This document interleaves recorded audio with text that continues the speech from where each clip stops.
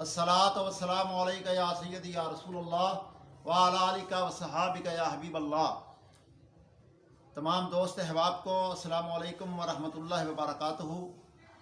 दोस्तों और भाइयों से गुजारिश है, हमारा चैनल सब्सक्राइब कर लीजिए और लाइक कीजिए ताकि तबलीग का ये सिलसिला जल्द अज जल्द आप तक पहुँच सके।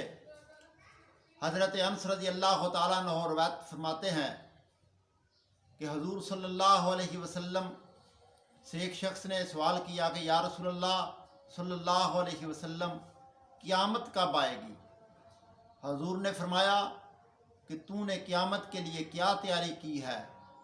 वो कहने लगा, या रसूलल्लाह सल्लल्लाहु अलैहि वसल्लम, मैंने बाजुज़ इसके और कोई तैयारी नहीं की कि मैं अल्लाह और उसके रसूल से मोहब्बत करता हूँ।